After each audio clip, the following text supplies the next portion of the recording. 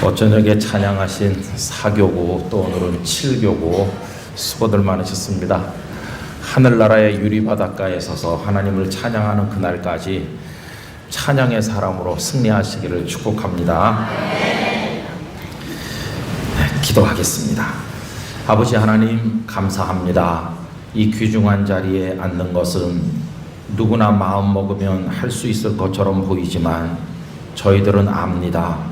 이것이 하나님께서 택한 이들에게 주시는 세상 사람은 얻을 수 없는 하나님이 주시는 복임을 알고 있습니다. 그래서 감사합니다. 하나님을 찬송합니다. 영광을 받으시옵소서. 이 집회를 위해서 찬양을 드리고 여러 모양으로 섬기시는 많은 분들이 계십니다. 저 바깥에 차량 안내하시는 분들도 계십니다. 한 분 한 분 하나님은 다 아실 것입니다. 여기 앉아 계신 성도님들, 저 바깥에 천막 아래 더운 곳에 계신 분들 하나님 사랑해 주시고 어여삐 여겨 주시고 내 소원대로 될지어다 말씀하여 주시옵시고 내가 너를 아노라 말씀하여 주시옵소서. 아버지 하나님, 이 시간에 귀중한 예물을 봉헌하신 분들이 있습니다. 쓰고 남아서 드리는 것이 아님을 아시지 않습니까? 저희들은 늘 부족을 느끼고 있으나 부족한 것이 하나님의 은혜임을 믿으며 부족 속에도 하나님의 사랑이 있음을 믿으며 지금까지 먹고 산 모든 것이 하나님이 주신 것임을 고백하며 주님 앞에 감사한 마음으로 여기 예물을 드렸습니다. 이 속에는 눈물도 있습니다. 하나님을 향한 사랑의 고백도 있습니다. 제대로 못 산 것에 대한 회개도 있습니다. 아버지의 뜻대로 살고 싶은 열망도 있습니다. 아버지를 사랑하는 뜨거운 마음들이 담겨 있습니다. 하나님 보시옵소서. 이루어 주시옵소서. 복을 주시고 하늘의 평화를 내려 주시옵소서. 이 시간에 우둔한 종의 모습을 가려주시고 우리 성도들의 마음밭이 복되게 하여 주옵소서. 사탄의 역사를 물리쳐 주시고 하나님 아버지의 마음을 깨닫는 귀한 시간 되게 해 주시옵소서. 주 예수님의 이름으로 기도하옵나이다. 아멘. 새벽에는 집에 가서 주무시는 분들이 많으셔서 조금 어제 저녁보다 적게 오신 걸 봤습니다. 낮에는 다 출근하셔서 더 적게 오실 줄로 알았더니 출근 안 하는 분들만 오셨습니까?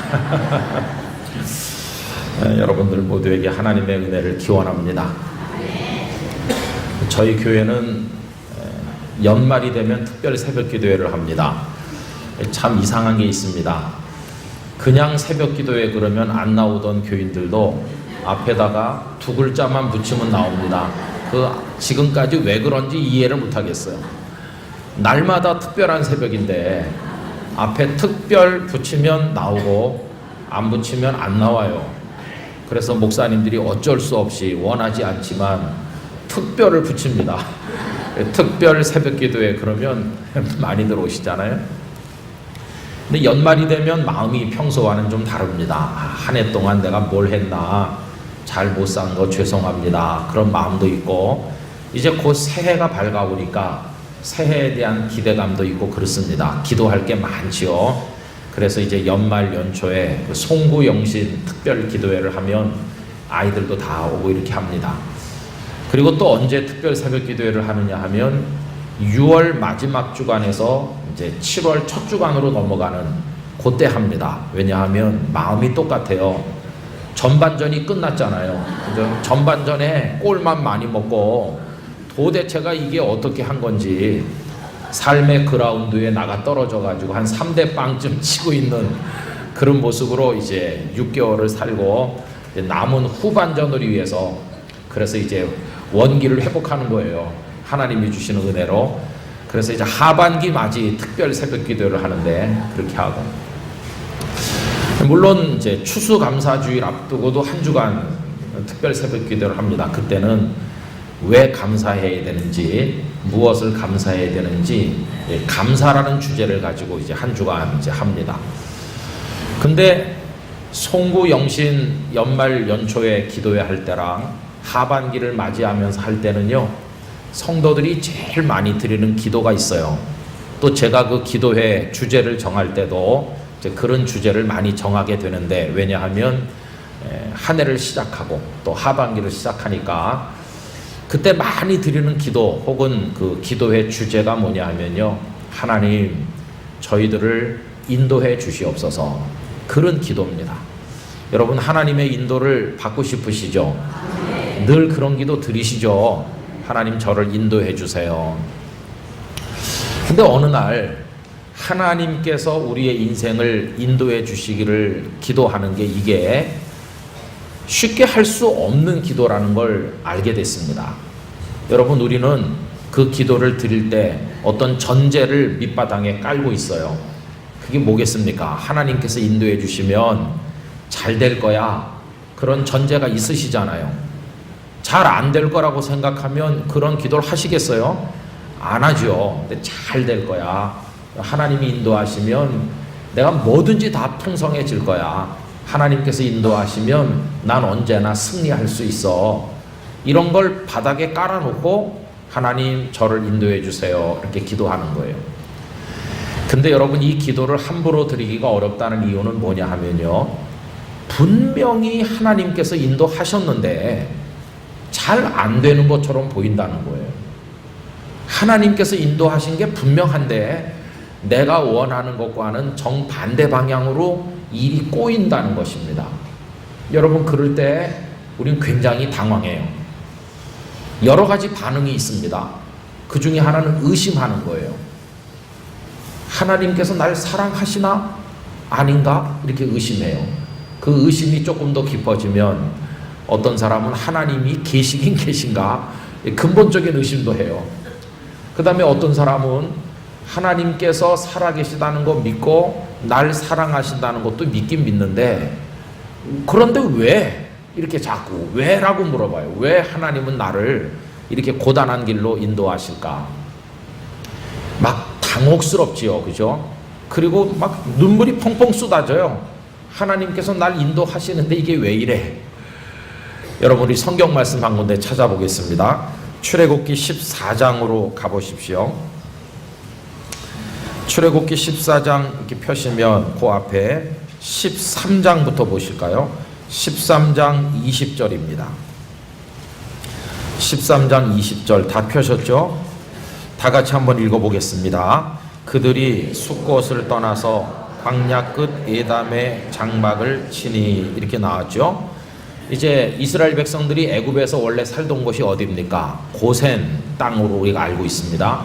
이제 거기를 출발했어요. 출발해서 숫곳을 거쳐가지고 광야 끝 에담에 여기 왔어요. 이거는 이제 드디어 광야가 시작되는 곳이, 광야가 시작되는 거기까지 도착했어요. 가슴이 얼마나 흥분됐을까요? 자, 이제 우리는 430년 만에 지긋지긋한 노예의 땅을 떠난다. 하나님께서 우리의 신음소리를 들으시고 당신의 종 모세를 보내시고 10가지 재앙을 통해서 바로와 그 신하들과 애굽의 군대의 손으로부터 우리를 건져내신다. 그리고 10가지 재앙이 내리는 현장을 그들이 보질 않았습니까? 막 가슴에 흥분이 대단해요. 그 다음에 보면 하나님께서 그들을 어떻게 대하십니까? 21절 말씀 다 같이 읽어보시오. 여호와께서 그들 앞에서 가시며 낮에는 구름 기둥으로 그들의 길을 인도하시고 밤에는 불 기둥을 그들에게 비추사 낮이나 밤이나 진행하게 하시니. 할렐루야. 여호와 하나님께서 그들을 어떻게 하신다고요? 인도하신다는 거예요. 여러분 이스라엘 백성들을 모세가 인도합니까? 여호와 하나님께서 인도하십니까? 여기 답이 나와 있어요. 여호와께서 인도하셨다. 근데 하나님의 인도하심이 참 놀랍습니다. 첫째는요, 방금 읽은 말씀 다시 한번 뜯어서 보시면 그들 앞에서 가신다. 여러분 하나님은 뒤에서 따라오시는 분이 아니십니다. 먼저 가시는 분이세요. 앞에 가시는, 그러면서 나를 따르라 하시는 분이세요. 앞에 가신 하나님. 우리는 우리의 미래를 모릅니다. 한치 앞도 모릅니다. 그러나 나의 가는 길을 오직 그가 아시나니 그가 나를 연단하신 후에는 내가 정금같이 나오리라. 하나님은 우리의 가는 길, 가야 될 길을 다 알고 계신 분이세요. 앞에 가시면서 인도하세요. 여러분 아브라함이 아들 이삭을 하나님께 바치기 위해서 모리아 산으로 올라가는데, 그래서 아들 데리고 사환을 데리고 장작을 다 지워가지고 모리아 산을 향해 가잖아요. 그죠? 창세기 22장입니다. 그런데 누가 먼저 가셨을까요? 그렇죠. 여호와 하나님께서 그 산에 먼저 도착해 계신 거예요. 그 증거가 무엇입니까? 아브라함이 도착해서 이삭을 결박하여 칼로 그를 죽이려고 하는 찰나에 먼저 가 계신 하나님께서 아브라함아 부르시잖아요. 그리고는 보니까 뒤에 뭐가 준비되어 있습니까? 그렇죠. 이삭 대신 바칠 양을 다 준비해 놓으셨잖아요. 언제 준비하셨어요? 야, 내가 너보다 1시간 먼저 와서 꼭 그런 식이에요. 우리보다 먼저 가시는 분이시니까 내가 가기 전에 먼저 가 계신 분이세요. 나는 여기 있어요. 여기, 현재, 지금 여기 있어요. 그런데 하나님은 이미 저기 먼저 가 계세요. 나는 현재를 살고 있고 하나님께서는 미래를 벌써 손에 쥐고 계신 분이세요. 그래서 지난 세월을 되돌아보는 것은 어거스틴의 말대로 하면 회상이라고 말하고, 오늘 일을 보는 것은 직관이라고 말하는데, 미래를 보는 것은 뭐라고 표현하면 될까요? 소망이라고 말하고, 소망. 앞으로 내게 주어질 걸 바라보는 거죠. 근데 하나님은 먼저 가 계시니까 로마서 15장 13절 말씀처럼 하나님께서는 우리에게 어떤 하나님이 되실까요? 소망의 하나님이세요. 미래의 하나님이세요. 그래서 저는 이 두 단어를 좋아합니다. 그 사무엘상 7장에 보면 사무엘이 블레셋과 전쟁하고 승리한 다음에 미스바 평원에다가 기념비를 하나 세웠죠. 그리고 뭐라고 이름을 붙였습니까? 에벤 에셀이라고 불렀죠. 그게 무슨 뜻입니까? 하나님께서 우리를 여기까지 도우셨다. 도우셨어요. 지금까지 도우신, 과거에 내가 태어나서 5살, 10살, 15살 우리 집에 살림이 망하고 내가 죽을 병에 걸리고 시집 갔는데 못된 남자를 만나 고생하고 애를 낳는데 괴물 같은 애가 나서 속을 썩이고 그냥 파란만장한 산전수전 겪으며 살아왔던 그게 세월이 쫙 있는데, 오늘 내가 여기 이 산상 기도에 올라온 거, 여기까지 도우신 하나님의 은혜인 것이. 그래서 바울 사도께서도 나의 나된 것은 하나님의 은혜라고 얘기했잖아요. 그럼 이제 나는 앞으로도 미래를 살아가야 될 텐데 그 미래 역시 하나님의 손 안에 있습니다. 그래서 그걸 알려주는 말씀이 아까 그 아브라함의 양 얘기를 했는데, 하나님께서 당신의 산에서 미리 준비했다가 꼭 필요할 때 아브라함아 이삭에게 손대지 말아라, 여기 양이 있어, 이렇게 탁 우리 앞에 내밀어 주시잖아요. 그게 여호와 일의 은혜거든요. 그래서 여러분, 하나님께서는 여러분을 위한 선물 꾸러미를 이미 다 포장해 놓으신 거 믿으셔야 돼요. 다 포장해 놓으셨는데 아직 주지는 않으세요. 왜 그런지 아세요? 엄마가 생일 선물 다 사다 포장해서 장롱 속에 놔두고 왜 미리 안 줄까요? 생일이 되길 기다리는 거예요. 생일날 아침에 짠 이렇게 주려고요. 하나님께서도 우리 인생에 꼭 필요한 은혜를 다 준비하셔서 앞으로 우리에게 주시려고 준비하고 기다리고 계신 줄로 믿습니다. 야, 오늘이 그날일까? 내일이 그날일까? 아침에 눈 비비며 일어날 때 오늘 주실 은혜에 대한 설렘이 있고 기대감이 있는 것이, 빨아먹는 그것만 설레임이 아니고 하나님의 은혜를 기대하면서 아침에 눈 뜰 때가 그게 설렘이에요. 설렘.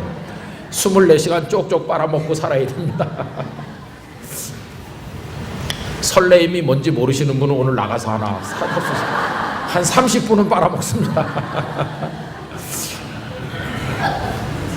아니, 목사님이 30분 빨아먹는다고 그랬는데 이게 5분 만에 다 없어졌네. 그거는요, 녹아서 그래요. 녹아서 단단하게 얼은 거 사면 한 30분은 빨아먹어야 됩니다. 하나님의 은혜는요, 단단하게 얼은 설렘과 같아가지고 조금씩 빨아먹기 시작하는데 이게 30분이 아니라 내가 천국 가는 그날까지 빨아먹는 거예요. 근데요, 이게 이제 하나님의 은혜 아닙니까? 그래서 하나님의 앞에 가신다는 거예요. 내가 내일 일을 위해 걱정할 때 우리 주님께서는 내일 일을 위하여 염려하지 말라 이렇게 하셨어요. 다 하나님의 손안에 있는 줄로 믿습니다. 다 맡겼어요. 그 다음에 보니까요, 낮에는 구름 기둥으로 그들의 길을 인도하시고 밤에는 불 기둥을 비추시잖아요. 이게 말이죠, 기가 막힌 겁니다. 여러분, 요즘 36도 막 이렇게 올라가는데 낮에 불 기둥 나타나면 어떡할까요? 다 타 죽어요. 다 타 죽어요. 그리고 밤에 구름 기둥 나타나면 어떡할까요? 별빛 달빛 다 가려가지고 캄캄할 거예요. 근데 하나님께서는 기가 막히게 낮에는 구름으로 차이를 드리우듯 덮으시고 밤에는 추운 데다가 어두우니까 불기둥을 탁 보내주세요. 나 너의 형편을 알고 있어. 네가 밤이고 어두워서 힘들어하고 그리고 기온이 떨어져서 으시시하고 추워하기 때문에 내가 너에게 난로를 선물한다. 하나님은 다 알고 계세요. 낮에는 뙤약볕 아래서 타 죽을 것 같이 힘드니까 내가 구름으로 덮어서 너희를 시원하게 해주겠다. 형편과 처지를 아시는 우리 아버지 하나님이십니다. 그래서 하나님은 이걸 실수로 바꾸는 법이 없어요. 딱 우리 형편에 맞게 하나님의 은혜를 주시는 것이. 자, 그래서 이제 낮은 또 밤은 각기 그런 은혜를 주셔서 거기 22절 맨 끝에 보니까요, 그것이 백성 앞에서 떠나지 않았다. 하나님의 은혜가 오늘은 주어지고 내일은 안 주어지고 그런 게 아니에요. 하나님께서 김 목사 미안해. 내가 바빠서 너한테 은혜 주는 걸 깜빡 까먹었어. 미안하다니까. 그런 하나님이 아니시고요. 하나님은 언제나 낮이나 밤이나 내가 깨어있을 때나 잠들었을 때나 우리를 어루만지시고 은혜 주시는 아버지이십니다. 하나님께서 인도하시는 거예요. 자, 그런데 이렇게 하나님의 인도하심이 얼마나 귀합니까? 근데 아까 말씀드린 거 처음 얘기로 돌아가 보면 분명히 하나님이 인도하셨는데 이상할 때가 있다는 거예요. 여러분 14장으로 이어서 내려가 보겠습니다. 여호와께서 모세에게 말씀을 하셨죠. 2절 다 같이 읽어보실까요? 이스라엘 자손에게 명령하여 돌이켜 바다와 믹돌 사이에 비하이로답 곧 바알스본 맞은편 바닷가에 장막을 치게 하라 이렇게 하시는 거예요. 그 앞에 숫곳을 떠나서 광야 끝 에담에 장막을 친다. 그 13장 20절에 그랬잖아요. 이게 아주 제대로 된 길입니다. 그리로 쭉 가면 가나안 땅까지 오래 안 걸리고 금방 갈 수 있어요. 금방. 근데 지금 여기 14장 2절에 보니까 단어 하나가 우리에게 큰 충격을 안겨주는데 그게 뭐냐 하면 돌이키라는 거예요. 돌이켜. 이 돌이켜라고 하는 히브리어 단어는요, 어떻게 가다 보니까 조금 방향이 틀어지는 그런 걸 말하는 게 아니고 핸들을 확 꺾듯이 방향을 그냥 순식간에 확 돌리는 걸 말해요. 지금 잘 가고 있는 중인데, 잘 되고 있는 중인데, 일이 순순히 잘 풀리고 있는 중인데 갑자기 획 꺾였어요. 이쪽 방향으로. 근데 이쪽 방향으로 가라고 하는 분이 누구세요? 하나님이신 것이에요. 근데 그쪽은 어느 쪽인지 아세요? 간단하게 말하면 홍해바다 앞으로 가게 하시는 거예요.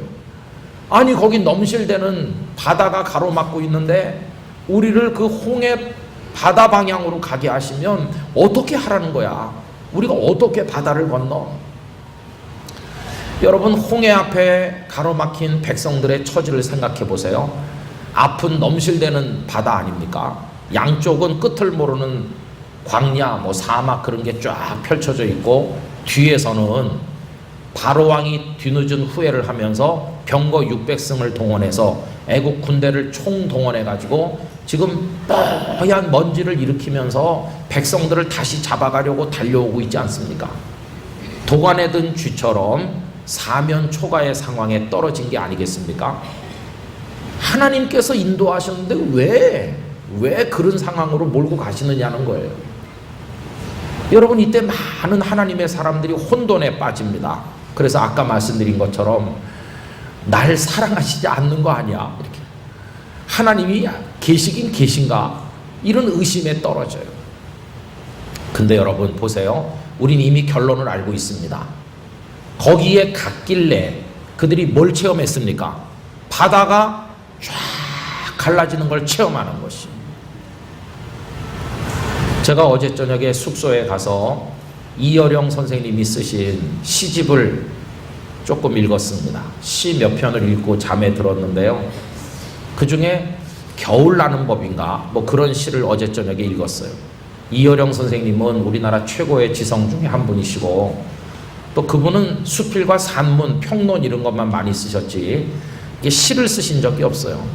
그런데 2008년도 처음으로 시집을 하나 내셨어요. 그게 어느 무신론자의 기도라고 하는 제목의 시집입니다.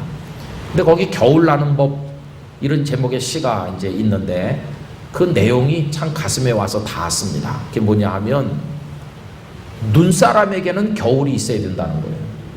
눈사람은 추워야 살 수 있다는 거예요. 우리는 다 따뜻하고 그렇게 살기를 원하잖아요.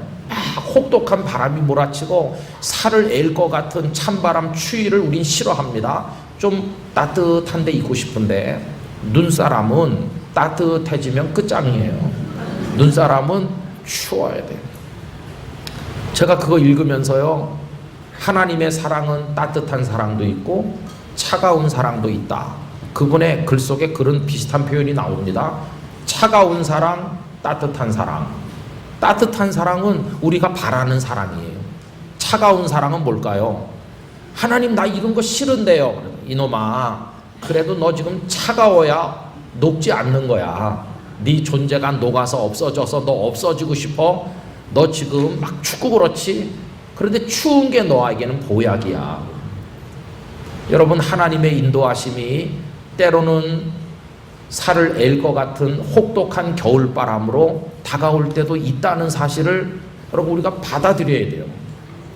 홍해 바다 쪽으로 가지 않았으면 하나님께서 우주의 창조주이시고 그 바다를 갈라 길을 내시는 분이라는 걸 언제 경험해 보겠어요? 이야, 우리가 믿는 하나님은 이런 하나님이신데 그 편안하고 좋은 길로 갔으면 그런 하나님을 상상이나 해봤겠어요? 우리가 신앙생활을 하는 과정은 하나님이 어떤 분이신가를 배워가는 과정 아니겠습니까? 그런데 평탄하게 온실 속에 화초같이 사는 사람은요, 하나님을 잘 모릅니다. 그러나 혹독한 바람이 불어, 그래서 금방이라도 꺾여질 것처럼 그렇게 매서운 바람이 부는 저 광야에 핀 들꽃, 이런 것들은 다 알고 있는 것이에요. 인생을 그렇게 사신 분들은 하나님이 얼마나 나를 그 추위와 바람 속에서도 보듬어 안고 계시고 그것이 꺾어지지 않도록 나를 지탱해 주고 계신지, 하나님의 전능하신 손길과 펴신 그 팔이, 그 품이 어떤 것인지를 아는 거예요. 어떻게? 배워서 아는 게 아니라 체험해서 아는 거예요. 그래서 누가 하나님을 아십니까? 그렇게 물어보면 대답이 천층만층이에요. 나도 성경에서 배워서 알아요. 목사님 설교 들어서 알아요. 그런 사람 있는가 하면 그 처절한 밑바닥에서 하나님을 배워서 아는 사람이 있는 거예요. 하나님께서 지금 그쪽으로 돌이키시잖아요. 무슨 얘기를 하느냐 하면 이겁니다. 우리는 하나님께서 인도해 주시기를 바라지만 그 인도하심이라는 게 내가 예상한 것과는 전혀 다른 방향으로 연결될 때가 있다는 것이. 그러니 하나님 저를 인도해 주세요, 그렇게 기도하는 게 쉽겠습니까? 어렵겠습니까? 어떻게 그런 기도 앞으로도 할 생각이 있으세요? 없으세요? 생각 좀 해봐야 되겠네. 여러분이 예상하는 방향으로 하나님 인도하시면 좋겠지만 돌려, 방향 돌리라니까. 어디로요? 하나님 홍해로 가, 홍해로. 그러면 그때는 어떻게 하시겠어요? 여러분 바로 여기서요 뭐가 드러나느냐 하면 그 사람이 진짜 하나님을 믿는 사람인지 아닌지가 확 드러나는 것이에요. 정말로 하나님을 믿는 사람은 방향을 돌리라고 하실 때도 하나님을 신뢰하는 것이에요. 그때 아멘 할 수 있는 사람이 진짜입니다. 그 사람은요, 남들이 물어볼 거예요. 아니 왜 그리로 가냐고. 그리로 가면 홍해를 만나게 되는데 가던 길이 좋은 길인데 왜 방향을 돌려요? 가던 길로 가세요. 그렇게 말하면 제가 방향을 돌리는 이유는 딱 하나입니다. 하나님 아버지께서 돌리라고 하셨어요. 야, 네가 믿는 하나님은 제정신이 아닌가 보다. 그리로 가면 홍해를 만나 너 죽는다니까 길 없어. 그래도 진짜 믿음의 사람은 뭐라고 말하는지 아십니까? 길 없어도 갈 겁니다. 왜? 하나님께서 말씀하셨으니까. 길 없어도 갑니다. 뭘 믿고? 길을 내실 하나님을 믿고. 너의 하나님은 길을 어디다 내시느냐? 바다 한복판으로도 내실 줄 믿습니다. 그 사람이 이제 믿음의 사람인 거예요. 그때 진짜 이 친구 말대로 거기 길이 없으면 어떡하지? 홍해가 있다는데 그거 어떡하지? 이런 거 계산해 보면서 하나님께 타협을 해요. 하나님, 제가 정보를 수집해 보니까요, 하나님 모르셨나 본데 거기 홍해가 있대요. 홍해. 아니, 하나님 창조하셨는데도 그 정보가 삭제됐습니까? 거기 홍해가 있다는데요. 이러면서 밀고 땡기는 사람은 이게 조금 좀 시시한 사람이에요. 어쨌든 이제 그래서 홍해 앞에 갔어요. 백성들이 막 절규하고 우리 여기서 죽는다 그러고. 근데 모세가 뭐라고 말합니까? 너희는 가만히 있어.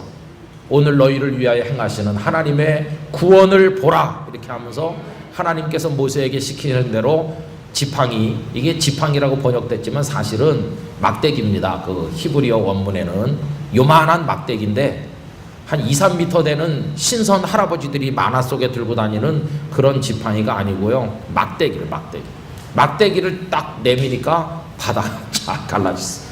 갈라지는 모습이 영화 배너에 나오는 식으로 저 배너가 아니라 쉽게 나오는 식으로 갈라졌는지 어떻게 갈라졌는지는 저도 안 봐서 잘 모르는데 어쨌든 갈라졌어. 그리고 건너갔어요. 여러분, 건너갈 때 얼마나 불안했겠어요? 근데 뒤에서 애국 군대가 쫓아오잖아요. 물이 합쳐질까봐 불안하고 애국 군대가 쫓아올까봐 불안한데 하나님은 다 아시고 애국 군대가 접근 못하도록 그들 사이에 불기둥을 세워서 그들의 길을 가로막으셨잖아요. 참 하나님은 섬세하신 분이세요. 이래가지고 그들이 먼저 다 건너니까 이게 물이 다시 이렇게 합쳐졌어요. 그리고 이제 15장으로 넘어가는 겁니다. 15장은요, 여러분 15장 한번 펴보세요. 1절 말씀 다 같이 읽어볼까요? 이때에 모세와 이스라엘 자손이 이 노래로 여호와께 노래하니 일러스되 내가 여호와를 찬송하리니 그는 높고 영화로우시며 말과 그 탄자를 바다에 던지셨음이로다. 할렐루야. 여러분, 이런 찬송은 누가 부르라고 그래서 마지못해 부르는 게 아니에요. 너무 좋아가지고 우리가 살았어. 우리가 저 바다를 맨 땅으로 건너서 이게 꿈이냐 생시냐 하나님을 찬양. 제가 이제 대학을 연세대학교 다녔었는데요. 고려대학교랑 그 옛날에 연고전을 많이 했습니다. 고려대학 나온 사람들은 고연전이라고 하고 우리는 연고전이라고 하는데 뭘로 봐도 연고전이 발음이 아주 편안한 것 같아요. 근데 제가 한 번은 동대문 야구장, 지금 다 없어졌죠 거기요, 그죠? 동대문 야구장에 가서 야구를 봤어요. 근데요, 이쪽에 투수가 누구였냐면 최동원이라는 국가대표 투수였어요. 그 최동원 선수가 대단하잖아요.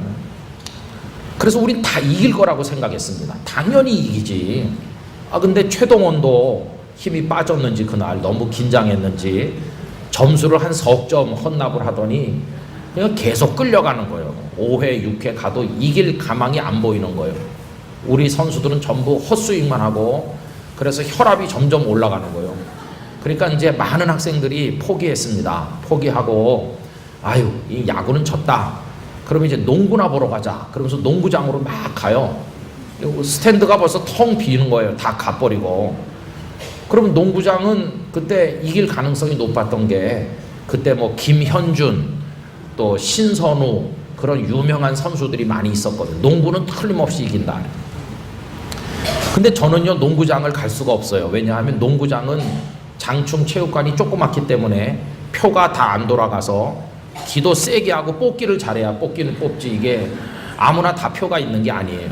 그래서 저는 표가 없어요. 그러니까 어쩔 수 없이 야구나 끝까지 보자. 농구장에 표도 없으니까. 그래갖고 그냥 계속 앉아 있는 겁니다. 근데 여러분, 이게 웬일이에요? 이게 한 7회 8회 가니까요, 뒷심이 나타나는 거예요. 그래가지고 막 홈런 치고 막 이래가지고 그 게임을 뒤집어서 역전을 하는 거예요. 역전. 그러니까 그 남아있던 학생들이 말이죠, 누가 일어나라고 신호를 보내지도 않아요. 다 일어났어. 다 일어나고 막 뛰는 거예요. 얼마나 좋아하는지. 제가 충격받은 건 제가 알지도 못하는 여학생이 저를 끌어안고 뛰는 거예요. 한참 뛰다가 보니까 모르는 사람이야. 모르는 여자가 와서 막 끌어안고. 제정신이 아니에요. 제정신. 너무 좋으면요, 눈에 보이는 게 없습니다. 여기 이때 그 게임을 이긴 정도겠어요. 홍해 바다에서 죽지 않고 살아나왔을 때 막 나와서 눈물이 막 쏟아지고 막 뛰면서 끌어안고 그러면서 노래를 부르는 거예요. 누구를? 하나님을 향한 노래, 감격의 노래를 불렀어요. 그뿐이 아닙니다, 여러분. 거기 19절로 가보시겠어요? 15장 19절에 가면 바로의 말과 병거와 마병이 함께 이렇게 쭉 찬양이 이어져 내려가는데, 그리고 이제 그 백성들이 지나갔죠. 그리로 거기 나오고, 그 다음에 20절 다시 다 같이 읽어봅시다. 아론의 누이 선지자 미리암이 손에 소고를 잡음에 모든 여인도 그를 따라 나오며 소고를 잡고 춤추니, 그렇게 나왔죠. 여러분, 이 점잖게 찬양한 게 아니라 막 춤도 추는 거예요. 아까 찬양할 때 권사님이신지 앞으로 조금씩 나오면서 이렇게 하셨는데 요 앞에까지는 안 나오죠. 기쁘면 춤도 나오는 거예요. 이렇게 했어요. 자, 거기까지는 참 좋았어요.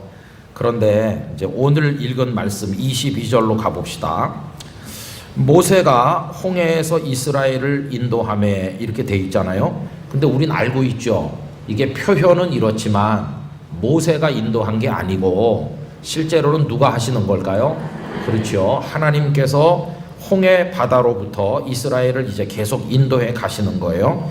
그럼 어디로 인도하셨습니까? 그들이 나와서 수르 광야로 들어갔어요. 하나님께서 이제 광야를 어차피 통과해야 이제 가나안에 갈 거니까 수르 광야로 들어갔어요. 그런데 여러분, 수르 광야에서 며칠을 걸었습니까? 사흘을 걸었다는 거예요. 사흘. 오늘 이 시간 말씀의 제목이 사흘길에 감사하거든요. 그 사흘이 여기서 나왔습니다. 사흘길을 걸었잖아요. 근데 그 사흘길이 어떤 길이었을까요?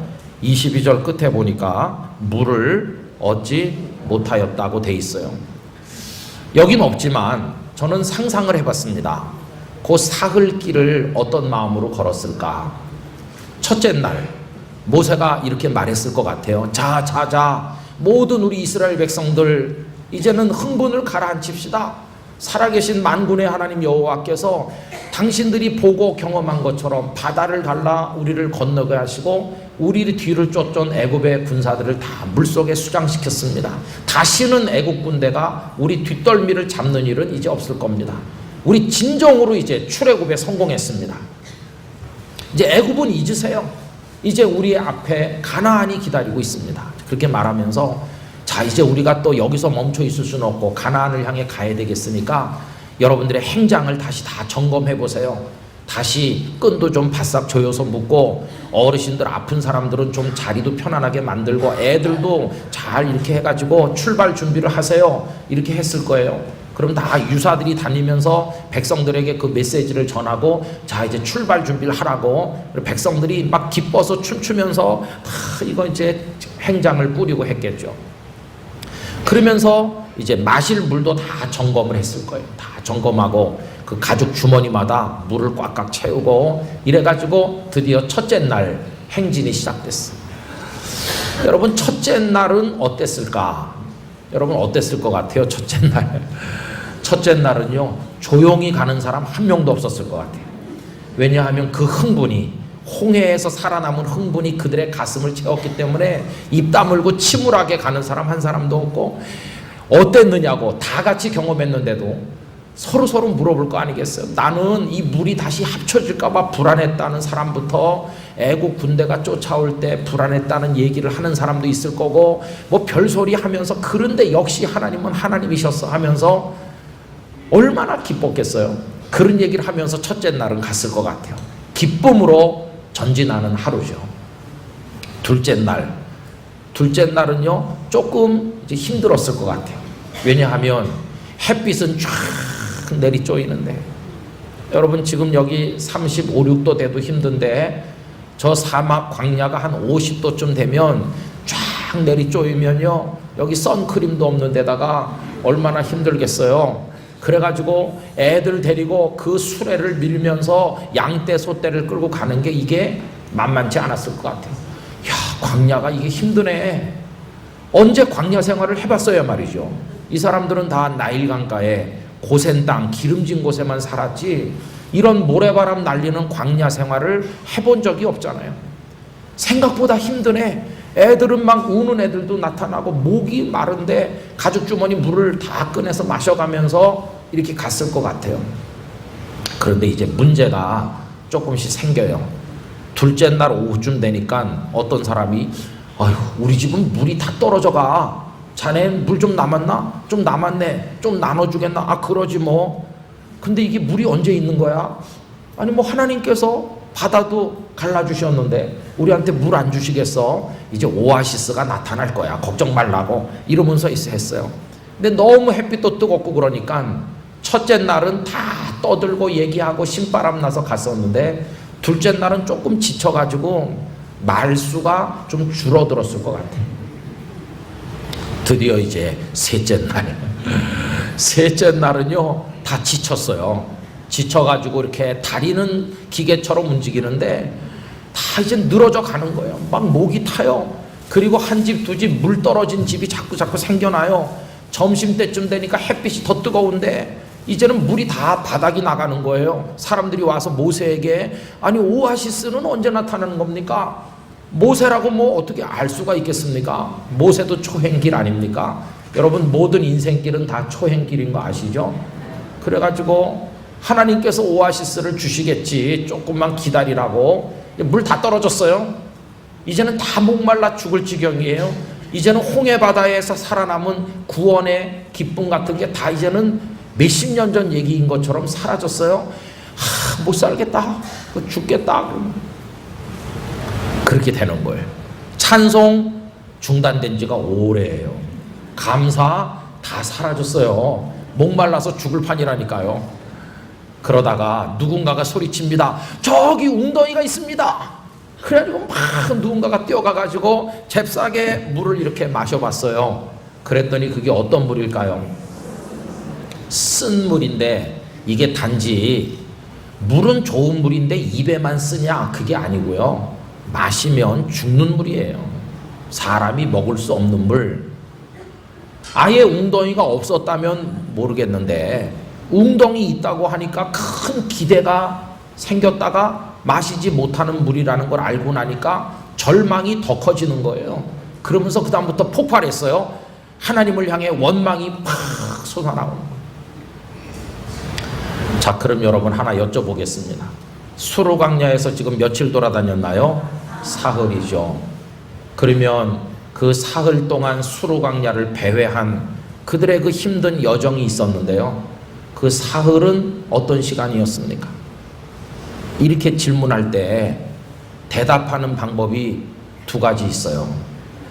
하나는요, 지나간 사흘 동안은 아무 의미 없는 죽도록 고생만 한 방황이었어, 이렇게 말하는 사람이 있어요. 사흘 동안 방황이었다고, 괜히 떠돌아다녔다고, 공연히 고생만 했다고, 아무것도 얻은 것도 없다고, 입안에 들어온 물 한 모금도 없이 그냥 고생만 많이 한 방황이었다고, 그렇게 말하는 사람이 있어요. 그러나 또 하나의 대답이 있습니다. 물론 지나간 사흘은 다리도 아프고 햇빛도 뜨겁고 목도 마르고 힘들었습니다. 그러나 저는 지나간 사흘이 방황이라고 생각하지 않습니다. 저는 지나간 사흘이 하나님의 인도라고 믿습니다. 그렇게 대답하는 방법이 있어요. 우리 영락교회 성도 여러분, 여기 수루광야의 사흘이 상징하는 것은 우리 인생길이에요. 우리 인생의 사흘길. 어떤 분은 지금까지 60년, 70년, 50년, 40년 이렇게 사셨을 텐데, 여러분의 지난 세월이 광야 같은 인생을 걸어온 세월이라고 할 때 방황이라고 생각하세요? 하나님의 인도라고 생각하세요? 바로 이 대목에서 그 사람이 믿음이 있는 사람인지 없는 사람인지가 확연하게 드러나는 것이에요. 믿음이 있다는 건 뭐냐 하면, 아무리 목이 마르고 다리가 아프고 햇빛은 뜨겁고 힘들었어도 여기까지 이른 것이 방황이 아닌 하나님의 인도였음을 믿습니다. 이렇게 말하는 게 그게 믿음인 것입니다. 방황이 아니라 하나님의 인도였음을 고백할 수 있어야 되는 것이에요. 여러분, 방황이라고 생각하면 정말 무의미한 시간이에요.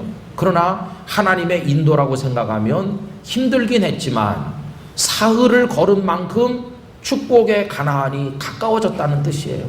목표에 그만큼 다가서고 있다는 뜻이에요.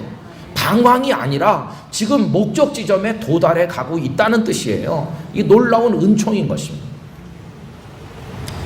그리고 하나님은요, 우리를 그렇게 고생만 시키는 분이 아니세요. 이 출애굽의 과정을 통해 당신을 어떻게 말씀하십니까? 나는 너희를 사랑하고 인도하는 너희의 아버지라는 걸 보여주시잖아요. 계속해서 그걸 보여주시잖아요. 지금 웅덩이에 물이 써서 먹지 못하는 물이었잖아요. 그런데 여러분 보십시오. 얼마나 놀라운 역사가 나타납니까? 거기 25절 말씀 보시면 이래요. 모세가 여호와께 부르짖었더니 여호와께서 그에게 한 나무를 가리키셨다. 여러분, 그 나무가 어디 있습니까? 저 애굽에 있는 나무입니까? 아닙니다. 그 써서 먹지 못할 그 물웅덩이 바로 옆에 나무가 있잖아요. 그죠? 그래서 어떻게 했나요? 그가 그 나무를 물에다 던졌어요. 그랬더니 물이 달게 되었죠. 쓴 물이 달게 되는 놀라운 역사가 나타났잖아요. 그러면 그 해결의 키가 뭐였습니까? 그 나무였어요. 그 나무를 거기 두신 분은 누구세요? 그분도 하나님이세요.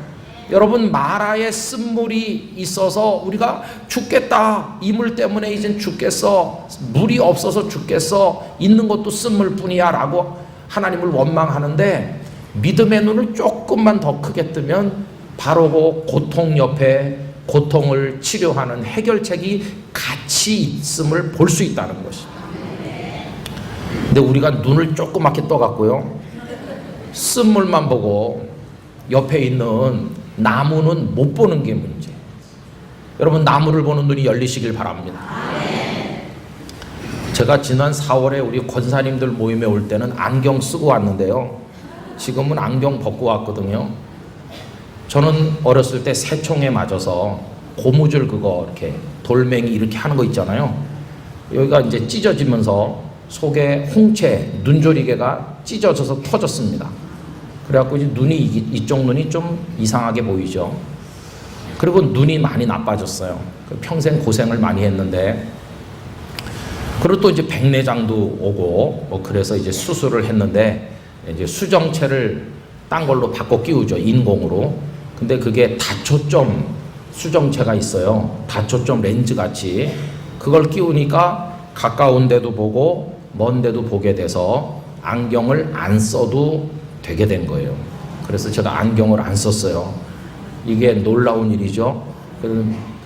시각장애인을 보게 하시는 주님의 능력에 비하면 아무것도 아니지만, 그래도 하여튼 안경을 벗게 됐어요. 근데 여러분, 너무 부러워하지 마십시오. 이게요, 어두운 데 가면 형편없습니다. 어두운 데 가면요, 하나님 주신 눈에 비하면 아무것도 아니에요. 보이긴 보이는데요, 좀 힘들어요. 어쨌든 간 이제 이걸 벗었어요. 그러면서 제가 눈에 대한 생각을 많이 했거든요. 그래서 기도했습니다. 하나님, 육신도 눈을 밝게 뜨기 위해서 노력하는데 왜 우리는 영의 눈을 밝게 뜨기 위한 노력은 안 하는 것일까요? 쓴물 옆에 나무가 있는 걸 왜 못 볼까요? 조금만 밝게 보고 넓게 보면 해결의 열쇠가 있음을 알 수 있을 텐데 우리는 왜 그걸 못 볼까요? 그런 생각을 하면서 기도했던 적이 있습니다. 여러분, 하나님은 쓴물만 주시는 분은 절대 아니에요. 그 옆에 나무가 있는 걸 발견하시게 되기를 축원합니다. 자, 이래가지고 백성들이 그 물을 다 마셨어요. 그러면서 그러면 그렇지 하나님이 어떤 분이신데 우리를 버리시겠어? 아까 몇 시간 전만 해도 막 화가 났었는데 금방 또 바뀌는 거예요. 남편 때문에 화났던 부인이 뭐 하나 사다가 끼워주면 갑자기 달라지면 비슷해. 그래가지고 이제 백성들이 이제 기뻐하는 거예요. 근데 여러분, 이게 결정적으로 중요한 얘기입니다. 그 다음에 보세요. 25절 물이 달게 됐잖아요. 그 다음 단어가 뭡니까 여러분? 물이 달게 되었더라. 그 다음 단어가 거기서죠. 거기서 여호와께서 그들을 위하여 법도와 율례를 정하셨다. 하나님의 말씀이 그들에게 임했어요. 근데 왜 하필이면 거기서 하시냐? 그 쓴 물이 단물되는 그 현장, 그 물을 지금 마셔가지고 입안에 있을 때, 그 물이 그들의 목젖을 타고 내려갈 때, 그 물이 지금 입가에 묻어가지고 또 그 물로 막 끼얹으면서 아 시원하다 그러고 있을 때 왜 거기서 말씀하셨을까? 하나님께서는 가르치시는 겁니다. 어때? 내 인도를 받아 사는 게 어때? 힘들었지? 내가 홍해로 돌이키게 했을 때 너희들 나 원망했지? 그러나 보지 않았느냐? 내가 가라는 대로 가면 바다도 열리게 돼 있어. 그 너희들 배우지 않았어? 눈으로 보고 너희들이 직접 체험했잖아. 그리고 지금 또 한 번 보는 거 아니냐? 내가 너희들을 수루광야로 이리저리 데리고 다녔지만 내가 오라고 하는 대로 오고 가라고 하는 대로 가면 다 목마를 때 쓴물도 단물되고 내가 다 살게 해주는 거야. 알았어? 이렇게 거기서 말씀하시는 거예요. 그러면서 다짐을 받아두시는 겁니다. 다짐을. 어떤 다짐을 받아두십니까? 정말 너희들이 나를 믿는지 안 믿는지 내가 테스트해보고 싶다는 겁니다. 정말 하나님을 믿는 사람은요, 이제부터 어떻게 하면 될까요? 하나님께서 이쪽으로 가. 그러면 알겠습니다. 그리고 가는 사람은 믿음이 있는 사람이고, 다른 말로 말하면 말씀에 순종하면 믿음 있는 거고, 하나님 그쪽으로 가면 홍해가 있다는데요, 그쪽으로 가면 물이 없다는데요, 뭐 별별 소리 해가면서 하나님의 말씀에 아멘 안 하는 사람은 어떤 사람일까요? 그건 믿음 없는 사람입니다. 나는 너희가 나를 진정으로 믿는지 그렇지 않은지를 알고 싶다는 거예요. 그래서 그 다음에 아주 중요한 말씀 하십니다. 여러분 26절로 가보세요. 25절 끄트머리에 보면 그들을 어떻게 하신다고요? 시험하신다. 뭘 시험해요? 정말 믿음 있는지 없는지. 이르시되, 26절 제가 읽어보겠습니다. 너희가 너희 하나님 나 여호와의 말을 들어 순종하고 내가 보기에 의를 행하며, 여러분 여기 의를 행한다는 것은 착한 일 많이 한다는 뜻이 아니에요. 하나님 앞에 최고의 의는 뭐냐 하면 이리로 가 그러면 알겠습니다. 그리고 가는 순종, 그게 바로 의인 것이에요. 내 계명에 귀를 기울이며 내 모든 규례를 지키면 내가 애굽 사람에게 내린 모든 질병 중 하나도 너희에게 내리지 아니한다는 거예요. 바다가 있어도 길을 낼 것이고 쓴물이 있어도 단물 낼 것이고 전염병이 와도 막을 것이고 내가 가라는 대로만 가면, 다른 말로 말하면 나의 인도에 순종하면 내가 너희들을 다 붙들어 이끌어 축복할 것이라고 말씀하시는 거예요. 근데 그걸 못 따르는 사람은 이제 믿음이 없는 사람인 것이에요. 저는 우리 영락의 성도들이 하나님의 말씀대로 하시게 되기를 원합니다. 하나님의 말씀대로. 그게 사흘 길을 걸어가는 우리들의 가져야 될 마땅한 태도인 것입니다. 주님 말씀하시면 내가 나가리다. 주님 뜻이 아니면 내가 멈춰서리다. 나의 가고 서는 것 주님 뜻에 있으니 오 주님 나를 이끄소서. 할렐루야. 그렇게 살아야 된다는 것이. 이제 제 간증을 좀 말씀드려 볼게요. 하나님의 인도를 따라서 믿음으로 사는 게 어떤 것인지, 저는 서울에서 어제 저녁에 말씀드린 것처럼 여기 영락교회 우리 부모님이 다니실 때 태어났거든요. 그러니까 제가 서울 사람이죠. 여기서 나서 여기서 계속 살았습니다. 저는 다른 데서 살아본 적이 한 번도 없습니다. 대학에 다닐 때 캠퍼스에서 경상도 사투리 쓰는 여학생들이 지나가면 야, 그 경상도에도 사람이 생존할 수 있는가 보지, 이렇게 생각했을 만큼 낯선 곳이었어요. 그러다가 제가 이제 여러 가지 우여곡절 끝에 이제 신대원에, 광나루 우리 장신대 신대원에 들어갔습니다. 그리고 영락교에서 저에게 등록금을 다 대주고 이렇게 격려해 주시는데, 그 기숙사에 살면서 새벽기도 나갔습니다. 새벽기도 나가서 앞에 선배님들이 쭉 앉아서 기도하는 소리가 들리죠. 신대원 3년 다니는 동안에 제일 많이 불렀던 찬송, 푸른 바다 나선이, 이건데요. 제가 저희 교회 가서 단 한 번도 안 불렀습니다. 그 찬송 무서운 찬송이에요. 무서운 찬송. 그거 알고 나면 못 부릅니다. 그 찬송 겁나서 못 부른다니까요.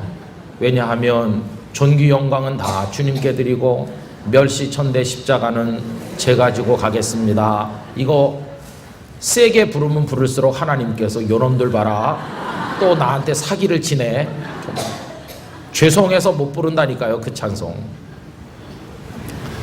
딱 부르기 좋은, 우리 현실과 제일 맞는 찬송이 뭔지 아세요? 빈들의 말은, 이거는 아주 정확히 맞는 것 같아요, 우리 현실과.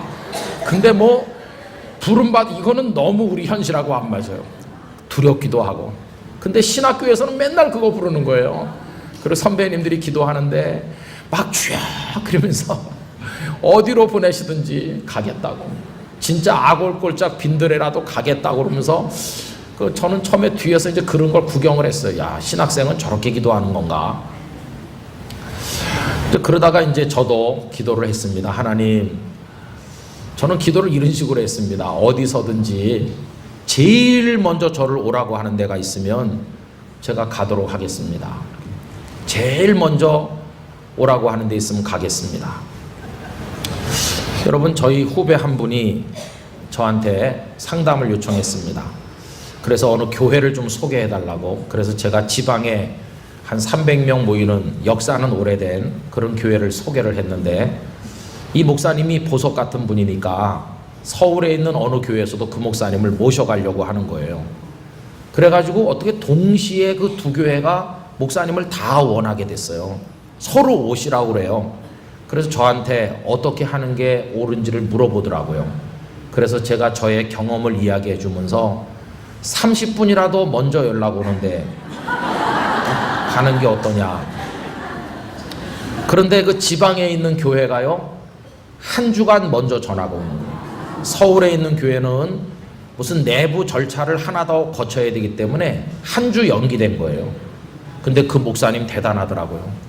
여러 가지 면에서 서울에 있는 그 교회가 규모도 크고 시스템도 잘 돼 있고 그렇지만, 이 목사님은 한 주간 먼저 전화 왔기 때문에 그 지방에 있는 교회에 가기로 결정을 했어요. 그리고 서울에 있는 그 교회에 전화를 해서 제가 결정했습니다, 이렇게 통보를 했다는 거예요. 그럼 그분이 와서 후회할까요? 아니죠. 너무너무 기쁨으로 사역을 잘하고 있어요. 이것저것 계산 안 하고 주님의 부르심인 줄 알고 순종하는 멋진 목사님이 계십니다. 근데 저도 이제 그런 식으로 생각을 했어요. 제일 먼저 오라는데 가겠습니다. 근데 교육전도사를 가서 섬겨야 되는데, 그것도 이제 어느 교회에서 저를 제일 먼저 오라고 부르더라고요. 이제 그 교회 가서 어린이들을 돌보는 것부터 시작을 했습니다. 저는 이 교회 저 교회 옮겨 다니질 않고 쫓아내지 않는 한 계속 있겠다 이래가지고 거기서 어린이 부서 청년들 뭐 계속 있다가 거기서 전임 전도사도 하고 거기서 안수도 받았는데, 그때까지 무능해서 장가를 못 간 채로 총각 목사가 됐어요. 그리고 이제 부목사가 결혼을 안 하고 있으니까 온 교인들이 기도 제목에 올려가지고 세게 기도해 줬어요. 그래서 눈먼 여자 하나가 등장해가지고 그래서 이렇게 서로 구제해 줬어요. 근데 그러고 이제 조금 있는데, 제가 목사 된 지 한 2년밖에 안 됐어요. 아무것도 모르잖아요. 목사 돼가지고 2년밖에 안 됐으니까 무슨 목회가 뭔지 아무것도 모르는데요. 그 부산의 영도에 있는 그 교회가 저를 오라고 하는 거예요. 제가 충격받았습니다. 왜냐하면 하나님 제일 먼저 오라는데 가겠습니다. 이렇게 했을 때 우리의 중심을 보시는 하나님이시기 때문에 굳이 입 밖에 내서 안 해도 다 아실 줄 알았어요. 그 뒤에 생략된, 괄호 안에 생략된 게 있는데 그게 뭐냐 하면 서울 안에서. 하나님 뭐 중심도 보신다고 하더니 싹 안면몰수하시고 모른 척 하시는 거예요. 제가 이제 부목사로 섬기는 교회 뭐 이렇게 하고 있는데 주일 저녁인데요, 늦게. 거기서 오신 분들이 절 찾아오셨어요. 주일 저녁에. 그래서 목사님 우리 부산에서 왔어요. 부산 영도에서 왔는데 목사님을 우리 교회 담임 목사로 좀 이렇게 했으면 좋겠다고. 그래서 저는 나이도 어리고 목회가 뭔지 아무것도 모릅니다. 저는 또 나름대로 생각도 좀 있는데 지금은 할 때가 아닙니다. 이렇게 이제 여러 가지로 이제 2중, 3중, 4중에 차단벽을 설치했어요. 근데 그분들은요, 우린 가서 기도하겠습니다. 이렇게 하고 가는 거예요. 그리고 이제 하루가 멀다 하고 어떻게 기도하고 있습니까? 결정됐습니까? 계속 전화 오는 거예요. 그게 89년 11월 말이었습니다. 그래가지고 12월 한 달, 1월 한 달 계속 시간이 지나잖아요. 마음이 몹시 불편하죠. 그래서 제가 이제 존경하는 여러 목사님들을 찾아뵙고 어떻게 하는 게 좋으냐고 상담했습니다. 그랬더니 그분들 중에 한 10여 명의 목사님들 중에 단 한 분도 저보고 부산에 가라는 분이 없더라고요. 네가 털모자가 좀 부실해서 그렇지. 네가 뭐가 모자라냐? 체중이 모자라냐? 네가 뭐하러 거기까지 가느냐는 거예요. 너 서울에 있어도 너 오라고 부르는 교회 많을 텐데 그냥 가지 말라고. 가지 말고 그냥 있어봐. 다 그렇게 말씀하더라고요. 그러면서 이제 1월 달이 또 지났잖아요. 근데 참 이상하죠. 그런 얘기가 있으면 누구에게 제일 먼저 말씀드려야 될까요? 저희 부모님께 말씀드려야 되잖아요. 근데 이 부모님께는 말씀을 안 드렸어요. 저희 부모님이 그때 그 서울대학교 앞에 신림동, 거기 그 앞에 신림동에 단독주택을 사서 살고 계셨어요. 한 2월 중순쯤 돼가지고 그때 우리 큰애가 88년생이니까요. 그러니까 이제 한 2살 될 때죠. 그리고 1월 말에 태어난 그 사내 아이, 깐난애, 애 난 지 한 달도 채 안 된 애기, 그 애를 데리고 이제 갔습니다. 제 아내는 아직 뭐 산후조리해야 될 판인데 애기 둘을 데리고 이제 아버지 집에 가서 애기를 눕혀놓고 큰 딸은 막 이방저방 천방지축으로 돌아다니는데 제가 아버님에게 말씀드렸어요. 아버지, 진작 말씀드려야 되는데 죄송해요. 어쩌다 보니까 이제서야 왔습니다. 그러면서 그냥 지난 11월 말부터 있었던 얘기를 쭉 했어요. 저희 아버님이 재작년에 100살이셨으니까 그 돌아가실 때, 그러면 89년에서 이제 90년도로 바뀌었죠, 해가. 그때 그러니까 연세가 몇인지 한번 생각해 보세요. 70이 한참 넘었을 때죠. 근데 아버님이 가만히 계신 거예요. 아무 말도 한참 동안 안 하시고. 그러더니 저보고 김 목사 거기 무릎 꿇고 앉게 그러시는 거예요. 저희 아버님은 너무너무 온유하신 분인데 예수님 다음쯤 돼요, 온유하기가. 근데 갑자기 표정이 근엄해지시면서 거기 무릎 꿇고 앉으라는 겁니다. 그럼 좀 기분이 이상하대요. 한 번도 저한테 그렇게 이상한 표정으로 말씀한 적이 없었는데다가 아니 또 뭐 장로님이 목사 보고 무릎 꿇고 앉으라고 그러니까 그것도 또 좀 이상하잖아요. 그래서 제가 엉거주춤 아버지 앞에 무릎 꿇고 앉으니까요. 저는 아마 평생 그 장면을 잊을 수 없을 것 같아요. 저희 아버님이 눈물이 쭉 흐르는 거예요. 한참 동안 우셨습니다. 아무 말씀도 안 하시고. 그러면서 오늘같이 비참한 날은 내 생에 다시 없었다는 거예요. 너무나 가슴이 아프고 하나님 앞에 죄송하고 너무너무 눈물이 난다는 거예요. 저는 무슨 말인지 이해를 할 수가 없어요. 아버지 왜 우십니까? 너무 마음이 아프고 너무 비참하대요. 내 생에 이렇게 비참한 날이 없었대요. 여러분, 저희 아버님은 하나님을 안 믿었다면 세상에서 제일 불쌍한 분입니다. 왜냐하면 평양에 사셨는데 4살 때 아버지 돌아가셨어요. 20살에 결혼해서 19살에 결혼해서 20살에 우리 아버님을 낳은 저의 할아버지가 24살에 돌아가시니까 저희 아버님은 4살 때 아버지를 잃었어요. 그 밑에 2살짜리 남동생이 있었대요. 그런데 어느 날 할머니가 그 아들 둘 낳은 그 과부가 된 며느리를 부르더니 나오미 같이 말씀했대요. 룻을 돌려보내듯이, 오르바를 돌려보내듯이 너 애 둘 놓고 아직도 20대 초인데 생가부가 됐구나. 그러니 우리 집에 계속 살아봤자 희망이 없으니까 2살짜리 걔는 없고 네가 친정에 가서 있다가 너를 이해해주는 남자가 있으면 다시 시집을 가서 살아라. 4살짜리는 내가 키워준다. 이래서 그 어머니가 2살짜리 동생 없고 친정에 가서 다른데 시집 가버리니까 우리 아버님은 엄마도 없어진 거예요. 그래서 할아버지 할머니 밑에서 크는데 할머니는 사무엘 마페 선교사에게 세례를 받으시고 열심히 믿었지만 할아버지는 곰방대 그거 긴 담뱃대 물고 하늘천 따지 이런 거나 가르치는 평양의 아주 고리타분한 서당의 훈장님이셨거든요. 예수 그거 믿을 필요도 없고 교회 그런 데 갈 필요가 없고 신학문 학교에 다닐 필요가 없고 내 밑에서 이거 천자문 배우고 이런 거 배우면 된다고. 명심보감 배우고. 저희 아버님은 그래서 친구들 학교 가는데 학교 문턱에도 못 가보는 겁니다. 할아버지가 그 못 가게 하니까. 그래가지고 할아버지 밑에서 이제 뭐 한자나 좀 배우는 거죠. 근데 훈장 노릇해서 사는 가정이 얼마나 가난하겠어요. 그렇게 살다가 그나마 아버님이 인간적인 복이 없다 보니까 할아버지 12살에 세상 떠났어요. 그러니까 할아버지 떠나니까 할머니하고 저희 아버님하고 둘만 남았는데 할머니는 아무것도 할 줄 아는 게 없으시대요. 저희 아버님이 할머니를 부양해야 될 입장이 됐어요. 땅 한 떼기도 없지, 돈도 없지, 쓰러져가는 오막살이 같은 거 하나밖에 없는데 동네 사람들이 불쌍하다고 이제 불러서 일 좀 시키면 친구들은 학교 가는데 저희 아버님은 남의 집 머슴살이기도 하고 뭐 험한 일 많이 하면서 쌀대박이라도 얻어다가 할머니 부양하고 이렇게 사는 거죠. 그리고 가서 위로받는 데라고는 교회밖에 없는 거죠. 그래도 교회 가면 선생님들이 기특하다고 그래주고 격려해주고 교회에서 야학을 하는데 그 야학에 가서 한글을 배우고 이러는 거죠.